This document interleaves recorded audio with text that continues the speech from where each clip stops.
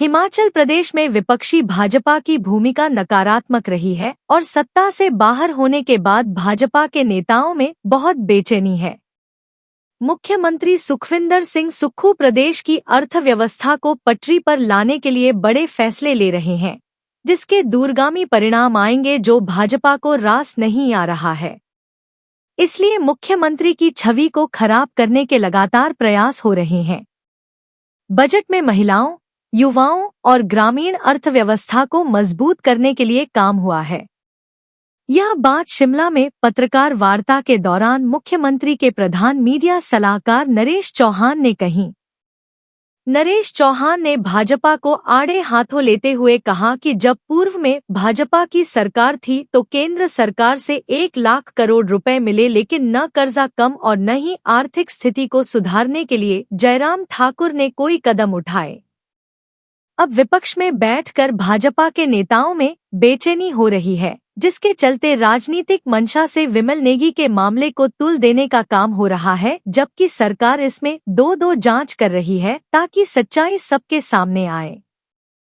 लेकिन भाजपा इसमें राजनीतिक लाभ के मकसद से सीबीआई जांच की मांग कर रही है।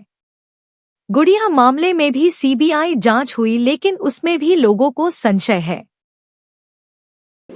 राणा जी, वेद प्रकाश जी,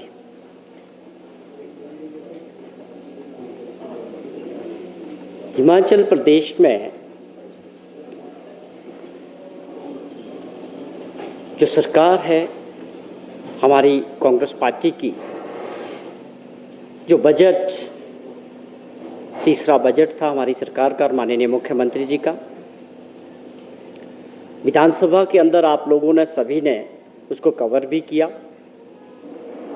और उस बजट पे काफ़ी चर्चाएं हुई और वो पास हुआ।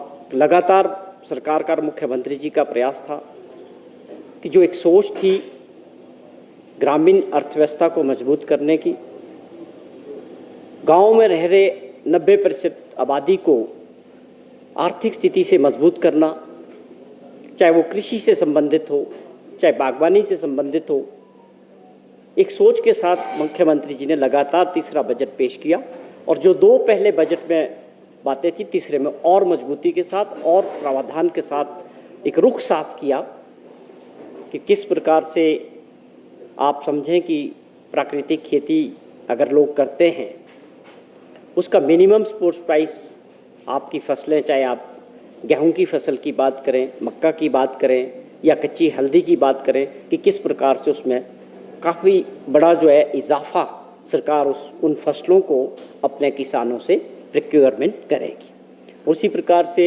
जो लोग किसान हमारे दूध पैदा करने वाले हैं उनके लिए भी, जहाँ लगातार पिछले वर्ष 12 लीटर प्रति लीटर के हिसाब से इजाफा हुआ था और इस बार फिर से बजट में 6 रुपये प्रति लीटर के हिसाब से, चाहे गाय के दूध की बात करें या भैंस के दूध की बात करें। मैं इसलिए एक छोटा सा जिक्र कर रहा हूँ, और बहुत सारी योजनाएं हर वर्ग के लिए है। कोई ऐसा वर्ग नहीं था जिसको बजट में टच नहीं किया गया, जो भी था। लेकिन ये मैं इसलिए एक एग्जाम्पल के तौर पे कर रहा हूँ कि हमारी सरकार की और मुख्यमंत्री जी की जो सोच है कि किस प्रकार से हमारी माताएं बहनाएं जो दूध का काम करती हैं गाँव के अंदर, उनके जेब में किस तरह से एक्स्ट्रा पैसा जा सके, और जो गाँव में लोग किसान हैं वो आने वाले समय में उनकी अर्थव्यवस्था को हम उन्हीं के क्षेत्र में मजबूत कैसे कर सकते हैं, किस तरह की नीतियां अपना के और उन पे अमल करके, उस दिशा में ये बजट आगे बढ़ा है। और मुझे उम्मीद है कि इसमें सबका सहयोग मिलेगा और आने वाला समय जो है हिमाचल प्रदेश की आर्थिक स्थिति को भी मजबूत करेगा। और जो गाँव में रहने वाले लोग हैं जो रोज़गार के लिए अक्सर माइग्रेट करते हैं छोटे कस्बों की तरफ और शहर की तरफ, हमें लगता है कि इन चीज़ों पे भी आने वाले समय में थोड़ा अंकुश लगेगा। ये और बहुत सारे वर्ग थे जिनको टच किया गया। युवा साथियों के लिए काम किया, बेरोज़गार साथियों के लिए योजनाएं लाई, जिसमें आप समझें कि फूड वैन्स के लाइसेंस की बात की गई कि किस प्रकार टूरिस्ट डेस्टिनेशंस में हाइजेनिक फूड और साफ़ सुथरा खाना पर्यटकों को मिले। और जो हाईवे के साथ, जैसे आप बात करें परमाणु से लेकर चाहे आप आगे किन्नौर तक की बात करें, तो जहाँ भी पॉसिबिलिटीज़ होगी आइडेंटिफाई करके हम जो है लाइसेंस इशू करेंगे लोग अपनी वैन्स खरीदेंगे और अच्छा खाना पर्यटकों को और आम लोगों को वहाँ मिलेगा। उसके लिए अनुदान की भी घोषणा की है। और उसके अलावा ट्रांसपोर्ट के अंदर भी मुख्यमंत्री जी ने बजट में घोषणा की कि हम बहुत सारे ऐसे रूट्स ट्रांसपोर्ट को जो है प्राइवेट हाथों में देने जा रहे हैं, जिसमें हमारे बेरोजगार युवा साथी अपने उन रूट्स को जो है लाइसेंस प्राप्त करके बसेस जो है चला सकते हैं। और भी बहुत सारी योजनाएं हैं, जैसे रिक्शा को लेके भी जो ई रिक्शा की बात हुई है, ये हमें लगता है कि बहुत एक बड़ा पोटेंशियल हो सकता है। हमारे बहुत सारे ऐसे स्टेशंस हैं जहाँ पर इलेक्ट्रिक वाहन ई रिक्शा के तौर पे हमारे बेरोजगार पढ़े लिखे कुछ बच्चे इस रोजगार के जरिए सेल्फ एम्प्लॉयमेंट में भी अपना इसका प्रयोग कर सकते हैं, और उसके ऊपर सरकार ने अनुदान भी इस पर रखा है। तो ऐसी बहुत सारी योजनाएं हैं। हाल ही में मैं लगातार देख रहा हूँ जो हमारा विपक्ष है, खासतौर पे भाजपा का जो रोल हिमाचल प्रदेश में लगातार जो मीडिया के ज़रिए भी, चाहे आप इलेक्ट्रॉनिक्स मीडिया की बात करें या प्रिंट मीडिया की बात करें, तो विपक्ष के नेता भाजपा के जो हिमाचल प्रदेश में, वो बार बार, ये ठीक है कि भाजपा की अपनी मजबूरी है, विपक्ष में बैठना अपने आप में ही मजबूरी होती है। जब आप खास तौर पे आप 5 साल की सत्ता के बाद आपको विपक्ष में बैठना पड़े तो हम समझ सकते हैं वो बड़ा आसान नहीं होता है, और उसका हमें आभास भी हो रहा है। जिस प्रकार का रवैया माननीय जयराम जी का रहता है, जो जिस प्रकार की स्टेटमेंट्स वो देते हैं, उससे साफ लगता है कि आदमी जो है विपक्ष में कंफर्टेबल नहीं होता है। जिस प्रकार से भाजपा के अंदर आप सभी ने देखा कि चुनाव था उनका संगठन का, वो लगातार 4-5 महीने से आगे चलता जा रहा है। स्वाभाविक तौर पे उनकी अपनी प्रॉब्लम है, गुटबाजी है, भाजपा काफ़ी गुटों में बंटी है।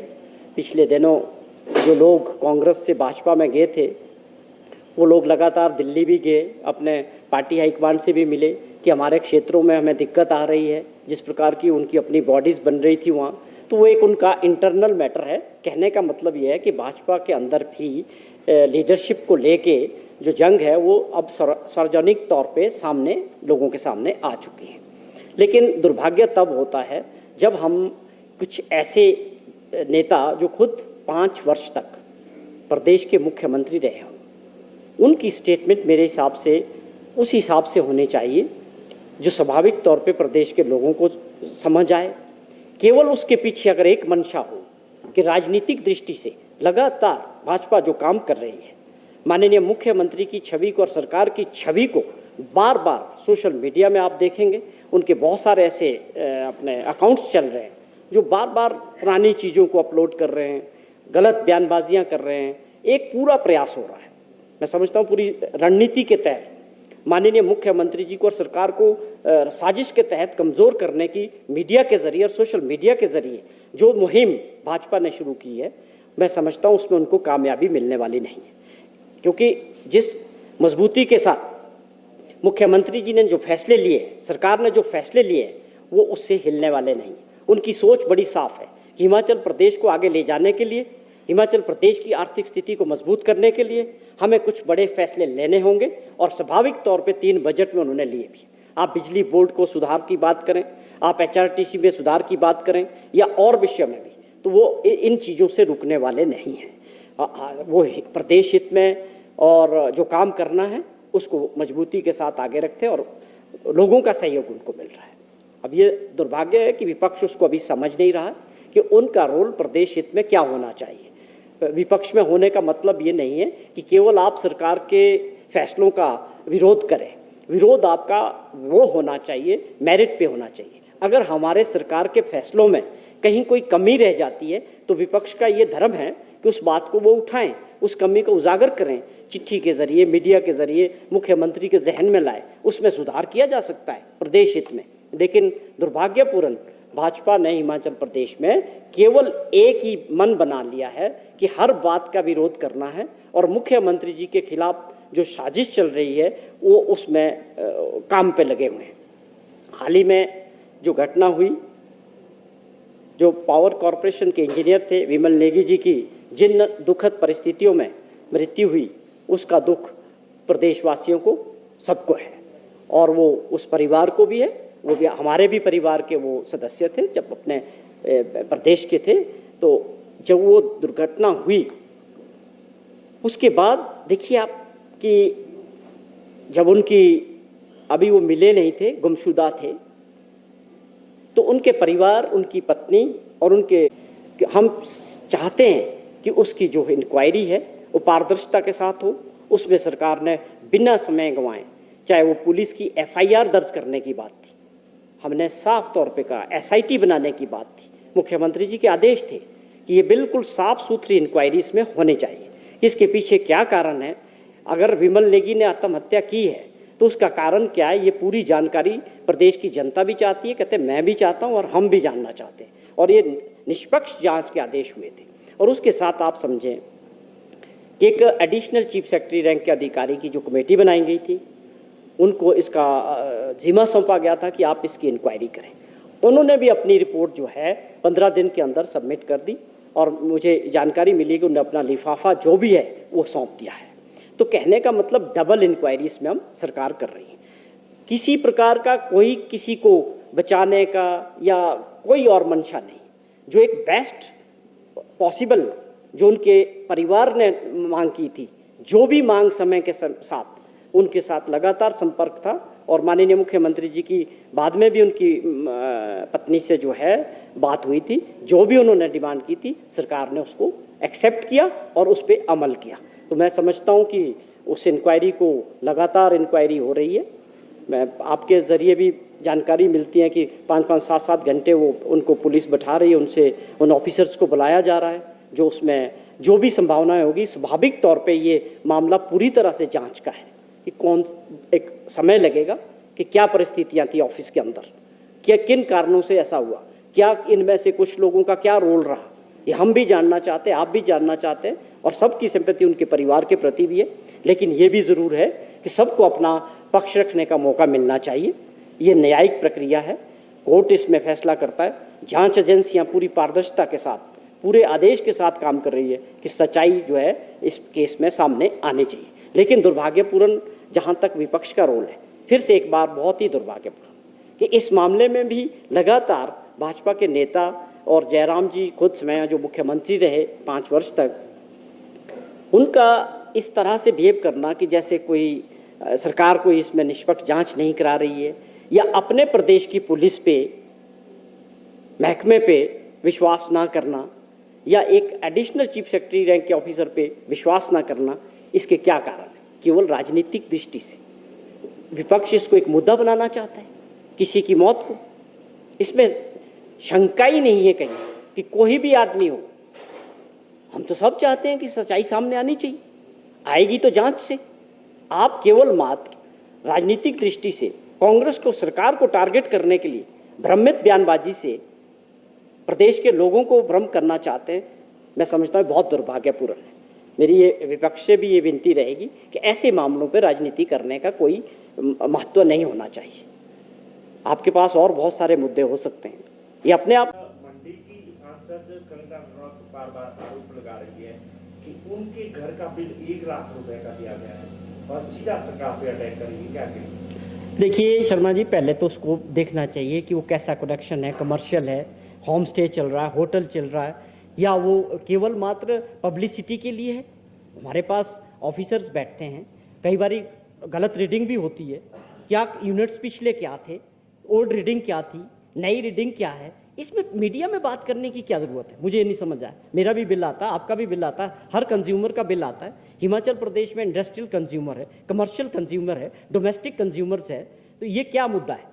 वो आप जाइए, जो कंसर्न्ड ऑफिसर्स हैं उनसे पूरी जानकारी लीजिए कि क्या वास्तव में आपका इतना कंजम्पशन हुआ है बिजली का कि नहीं हुआ, या कंगना जी को हमने अलग ही रेट लगा दिए हैं जो प्रदेश में कहीं नहीं है। ये बड़ा दुर्भाग्यपूर्ण है। भाजपा की सोच कैसी है ये समझ नहीं आ रहा। आप सरकार जांच करवाएगी? अरे यार, इसमें जांच का विषय क्या है? वो खुले तौर पे जाए, अपना मीटर है, अपना चेक कराए। जब उनकी बात नहीं सुनी जाएगी, अगर उसमें कुछ गलत होगा तब तो ये जांच का विषय होगा। अभी तो ये सिर्फ उनके लिए तो ये पब्लिसिटी विषय है। ये बहुत दुर्भाग्यपूर्ण है। नरेश जी, सुरेश कश्यप ने थोड़ी देर पहले कहा है कि हिमाचल प्रदेश में जल्द ही भाजपा की सरकार बनाएगी। उसके इस बयान को किस तरह से लेते हैं? क्या ऑपरेशन लोटस का डर है अभी भी? देखिए, ये मैंने जिक्र भी यही किया था कि जो ये लोग विपक्ष में आ गए हैं, ये बहुत सहमे हुए हैं, विपक्ष के लिए मेंटली तैयार नहीं थे ये। उस वक्त ये रिपीट की बात करते रहे और इन्होंने जोर भी पूरा लगाया। प्रधानमंत्री जी की इतनी रैलियां करा दी, दिल्ली के सारे बड़े नेता ले आए कि हम तो रिपीट करेंगे, लेकिन हिमाचल प्रदेश की जनता का जो आशीर्वाद था, साथ था, वो कांग्रेस पार्टी को मिला। अभी अपने आप को उसमें ढाल नहीं पा रहे। ये सोचते हैं कि देश की सत्ता के साथ हम भी मजा लूट लेते। मैंने जिक्र किया कि 5 वर्ष ये मजा ही लूटते रहे, एक भी नीति नहीं बनाई है प्रदेश हित में, प्रदेश की आर्थिक स्थिति को सुधारने के लिए। हम तो चैलेंज करके बोलते, बार बार बोलते हैं। जयराम जी को कौन रोकता है? बताएं एक बड़ी प्रेस कॉन्फ्रेंस करके कि मेरे ये वाले फैसले प्रदेश को बहुत आगे ले जाने वाले थे, फिर हम उसका जवाब देंगे ना। बताते क्यों नहीं? नॉन इश्यूज पे आप बोलते हो प्रेस में, जो असली इश्यूज है बोले, फिर उसका जवाब मिलेगा। हम मुख्यमंत्री जी ने पूरे आंकड़ों के साथ दिया विधानसभा में, वहीं बैठे थे विपक्ष के नेता। 1 लाख करोड़ रुपए आया 5 साल में, और देनदारियां सारी छोड़ गए। जो कर्मचारियों की, पेंशनर्स की 11,000 करोड़ रुपए की देनदारी, आपने एक पैसा नहीं दिया उनको। हम तो कर रहे हैं, एरियर्स भी दे रहे हैं, डीए भी दे रहे हैं, अर्थव्यवस्था में तेजी से सुधार भी हो रहा है, क्योंकि मेहनत कर रहे हैं। मुख्यमंत्री जी रात दिन काम कर रहे हैं, एक ही जुनून है कि प्रदेश को सही रास्ते पे लाना है। तो ये सपने देखने वाले, जो ये लोकतंत्र में चुनी हुई सरकार को तोड़ने का एक प्रयास इन्होंने किया, उसमें मुंह की खाई पूरे जनता में दोबारा चुनाव में गए। प्रदेश की जनता ने दोबारा से 40 का नंबर किया, इसके बावजूद भी कुछ समझाने की जरूरत बाकी रह जाती। तो ये सारी कल्पनाएं, बातें, क्योंकि अंदर इनका आपसी लड़ाई चल रहा है, खींचतान चल रहा है लीडरशिप को लेके, प्रेसिडेंट को लेके। वो इसलिए इस तरह की बातें करते हैं कि लोगों का ध्यान भटकने के लिए ये इस तरह की स्टेटमेंट्स देते हैं। देखिए, उसमें ये ज़रूर है कि काफ़ी वर्षों से मेरे ख्याल में ट्रांसपोर्ट में किराए नहीं बढ़े थे। व्यवहारिक तौर पे अब आप बताएं कि हमारी तो हर बात को ये चर्चा करते हैं। आप में से किसी ने पूछा कि कल 50 रुपये सिलेंडर बढ़ा है? किसी ने पूछा इनसे? उसका जवाब है इनके पास, जो सीधे तौर पे हर घर को इफेक्ट करेगा। हम तो शायद किराया 5 रुपये कुछ करेंगे या 10 रुपये करेंगे, उस पर चर्चा भी करेंगे, बातचीत भी करेंगे, जो व्यवहारिक होगा उसको फैसला भी करेंगे जनता के हित में। इनसे कोई पूछे 2 रुपये डीजल और पेट्रोल में बढ़ाया और सरकारी खजाने में जाएगा। पिछले वर्षों में दुनिया भर के जब प्राइसेस डाउन थे क्रूड ऑयल के, हजारों लाखों करोड़ रुपए आया, क्या वो जनता को पास ऑन हुआ? उसका फायदा कोई फायदा नहीं हुआ, अपने खजाने में गया। उसकी कोई चर्चा नहीं करता। मैं पूछता हूँ 50 रुपये बढ़ा है सिलेंडर, बहुत महंगाई है, कम करना चाहिए था ना कि बढ़ाना चाहिए था? तो ये सारी बातें विपक्ष केवल आप लोगों को माध्यम बना के जनता को गुमराह करने का एक प्रयास कर रहे हैं। खुद कुछ नहीं कर रहे, भाजपा कुछ काम नहीं कर रही, कोई विपक्ष का काम नहीं है, कहीं कोई नहीं है, सिर्फ मीडिया के जरिए हो रहा है। मैं समझता हूं, लोग समझते हैं, हिमाचल प्रदेश के लोग और मतदाता बहुत जागरूक और समझदार हैं। उनके लिए कौन कर रहा है, अभी भी हम जाते हैं लोगों के बीच, उसको कैसे चलाना है, आने वाले चुनाव के लिए हमारी क्या स्ट्रेटजी रहेगी, देश के किस वर्ग के लिए क्या करने की आवश्यकता है। तो बड़ा दल है कांग्रेस पार्टी, बहुत बड़ी पार्टी है। तो इस सेशन में बहुत लोगों की पूरे देश से इसमें जो है पार्टिसिपेट करते हैं कांग्रेस जन। तो मैं समझता हूँ एक बहुत अच्छा एक अनुभव रहता है, एक दूसरे को जानने का, विचार कर अगली रणनीति तय करने का। जो भी फैसले उस सेशन में होंगे उसको ज़मीनी स्तर पे आने वाले समय में इम्प्लीमेंट किया जाता है। जो वहाँ पास होंगे वो सबके लिए एक रोड मैप होता है कि किस तरह हमको आगे काम करना है। तो वो जो भी फैसले वहाँ सेशन के अंदर होंगे उसको निश्चित तौर पे जो है ज़मीन पे इम्प्लीमेंट किया जाएगा आने वाले समय के लिए। तो एक बड़ा अच्छी अपॉर्चुनिटी होती है उसमें पार्टिसिपेट करना, और उसके जो फैसले होंगे वो हमारे लिए, कार्यकर्ताओं के लिए पूरे देश के अंदर। Thank you. 1983 से शिक्षा के क्षेत्र में अग्रणी silver bell senior secondary school Hiranagar Hamirpur पिछले 4 दशकों से शिक्षा जगत में एक अहम स्थान बनाए हुए हैं। श्रीमती शकुंतला नुघाल के कुशल नेतृत्व में सिल्वर बेल्स की टीम द्वारा बच्चों को गुणात्मक शिक्षा प्रदान की जाती है, जिसमें बच्चों के सर्वांगीण विकास पर विशेष ध्यान दिया जाता है। I started the school in 1983 because there was a dire necessity for the English medium school that time. So previously I was hesitating, but still I started the school with 3 children, but it flourished on very well, and that was because of the cooperation of the staff as well parents. They did all the efforts to take the school up and flourished it very well.